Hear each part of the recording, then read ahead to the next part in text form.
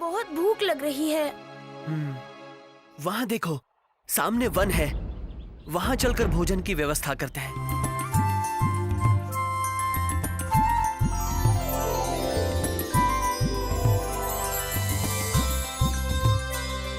हाँ?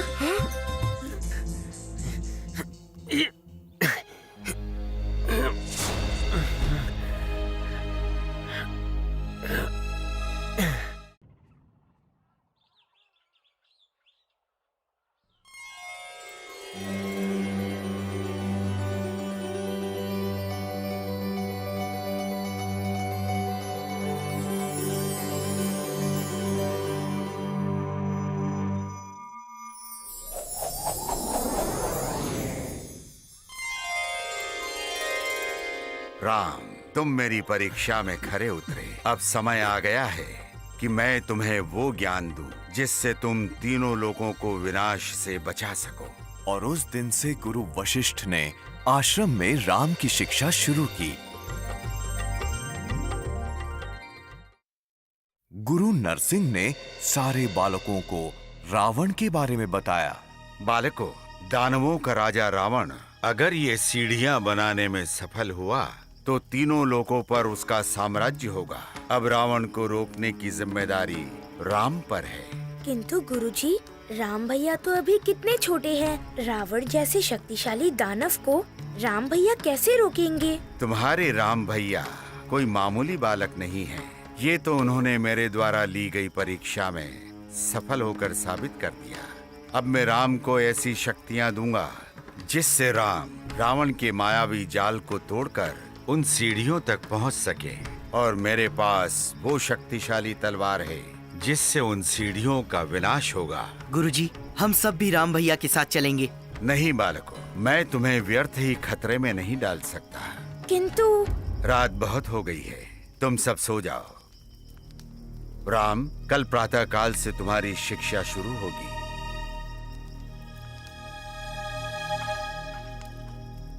भैया, हम आपको अकेले नहीं जाने देंगे। किंतु हम लोग गुरुजी की आज्ञा का उल्लंघन भी तो नहीं कर सकते। जैसा वो कह रहे हैं वैसा ही करना होगा। अच्छा, कोई रास्ता निकालते हैं। राम, मेरी बात ध्यान से सुनो। रावण जैसे शक्तिशाली दैत्य को रोकने के लिए केवल ताकत और बहादुरी ही उचित नहीं। रावण से लड़ने के लिए तुम्हें मायावी शक्तियां चाहिए होंगी जो मैं तुम्हें दूंगा। तुम्हें इस वन के जानवर अलग अलग शक्तियां देंगे जिनसे तुम उन सीढ़ियों तक पहुंच सको। किंतु तुम हर शक्ति का प्रयोग केवल एक बार कर सकते हो। जी गुरुजी। आओ मेरे साथ।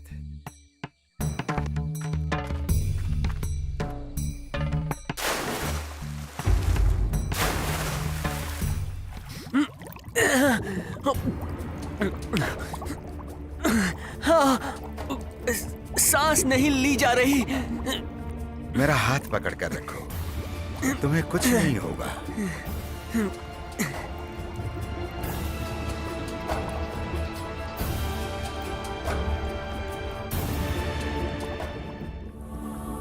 प्रणाम नाग देवता।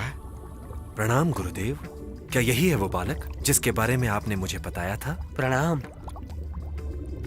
राम, ये नाग देवता हैं, जल में रहने वाले समस्त जीवों के सम्राट।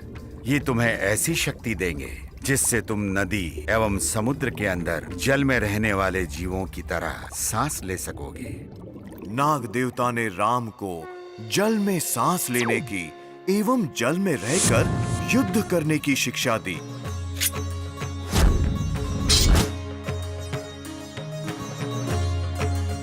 गरुड़ देवता ने राम को आकाश में उड़ने की शक्ति दी और गिरगिट ने राम को कोई भी रूप बदलने की शक्ति दी। राम, मैं तुम्हें कोई भी रूप बदलने की शक्ति प्रदान कर सकता हूँ।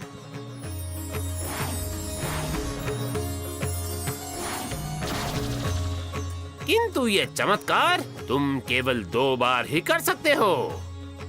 राम, तुम्हें रावण से लड़ने के लिए अद्भुत शक्तियां मिली हैं। अब मैं भी तुम्हें कुछ देना चाहता हूँ, भ्रम पैदा करने की शक्ति। इस शक्ति के प्रयोग से तुम ऐसा भ्रम पैदा कर सकते हो कि सामने वाले को तुम जो चाहोगे उसे वही दिखेगा। रावण एक मायावी दानव है और उसे हराने के लिए तुम्हें मायावी शक्तियों का ही प्रयोग करना होगा, किंतु इस शक्ति का भी तुम एक बार ही प्रयोग कर सकते हो। इसलिए तुम्हें बहुत बुद्धिमानी से काम लेना होगा। मुझे विश्वास है कि तुम इतने चतुर हो कि इस शक्ति का समय आने पर ही इस्तेमाल करोगे। किंतु गुरुजी, वो तलवार कहाँ है जो आपको यज्ञ में मिली थी और जिससे उन सीढ़ियों का विनाश हो सकता है?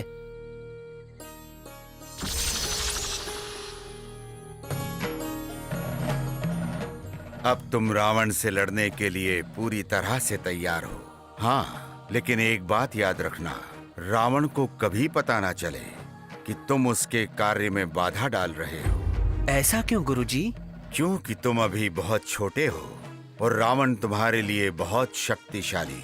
रावण की मृत्यु तुम्हारे हाथ लिखी है, किंतु अभी वो समय नहीं आया है कि तुम रावण के सामने जाओ। जी गुरुजी। मैं 5 तक गिनूंगी, तुम लोग फटाफट छुप जाओ। 1, 2, 3, 4, 5। मैं आ रही हूँ, मैं आ रही हूँ। तो यही है कानन वन, जहाँ नरसिंह रहते हैं। कौन? है लड़की, नरसिंह मुनि के आश्रम का रास्ता पता है? वो उस दिशा में। तो तुम लोग यहाँ हो? कौन हो तुम और हमें कैसे जानते हो? मैं तुम्हारा गुरु वशिष्ठ। तो तुम ही हो वो बहरूपिया, हाँ? तुम्हें हम नहीं छोड़ेंगे।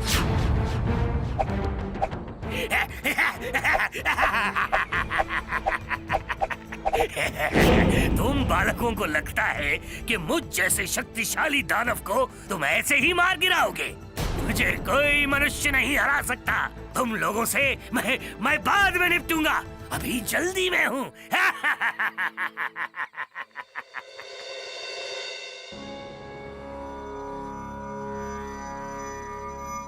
आपने मुझे बुलाया गुरुजी?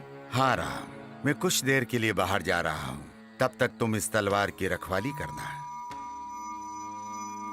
जी गुरुजी।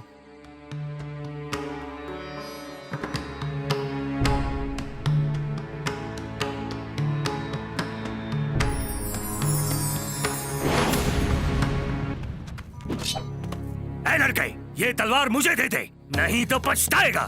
कभी नहीं, मैं अपने प्राण पर खेलकर भी इस तलवार की रक्षा करूंगा।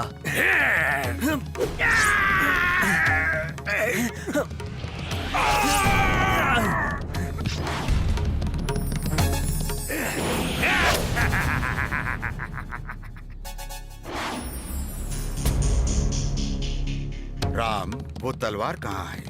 वो गुरुजी, कोई दानव उस तलवार को उठाकर ले गया। तुम एक दानव को नहीं रोक पाए? तुम पर से मेरा भरोसा उठ गया। अगर तुम एक दानव को नहीं रोक पाए तो इतना बड़ा कार्य कैसे करोगे? तुम पाताल लोक नहीं जा सकते, मुझे कुछ करना होगा।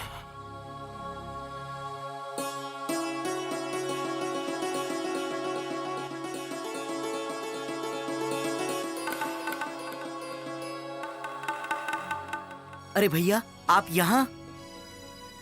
और हम आपको कब से ढूंढ रहे हैं। आपको एक अत्यंत आवश्यक बात बतानी है। आज जब हम वन में खेल रहे थे तब हमें एक दानव मिला जो आश्रम का अता पता पूछ रहा था। मुझे पता है, वो दानव तलवार उठाकर ले गया। नरसिंह गुरु मुझसे अत्यंत क्रोधित हैं। अब मैं क्या करूं? अब क्या तीनों लोक में उसका आतंक होगा? क्या करूं? कुछ समझ में नहीं आ रहा। क्या करूं? हम सब मिलकर उस दानव को ढूंढ के उसे मार देंगे। नहीं, उसे मारना असंभव है। वो अमर है, पर उसको ढूंढेंगे कैसे? मित्र, क्या तुमने इस वन में एक डरावनी दानव को देखा? हाँ उर्मिला, मुझे उस दानव के बारे में पता है।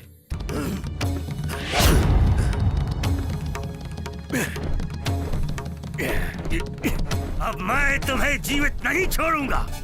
अभी राम बहुत छोटे हैं, वो रावण से लड़ने के लिए तैयार नहीं हैं। यही कारण है कि हम चाहते हैं कि आप लोग उनको दी गई शक्तियाँ वापस ले लें और हम लोग इस धरती को बचाने का कोई और रास्ता निकालें। किंतु गुरुजी, राम मेरी शक्ति का उपयोग कर चुके हैं।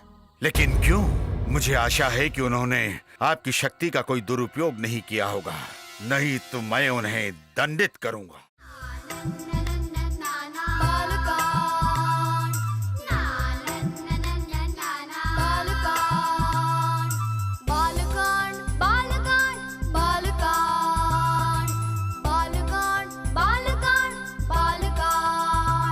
मर्यादा पुरुषोत्तम श्री राम के नाम की, ये कहानी है राम की, श्री राम की।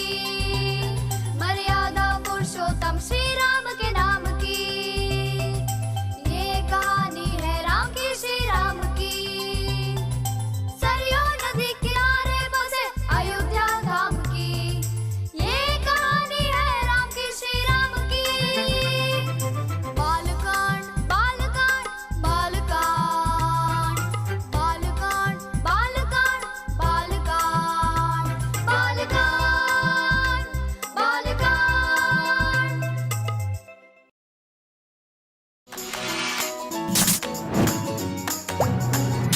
पावर ट्यून्स देखने के लिए धन्यवाद। नए एपिसोड्स देखने के लिए लाइक, शेयर और सब्सक्राइब कीजिए।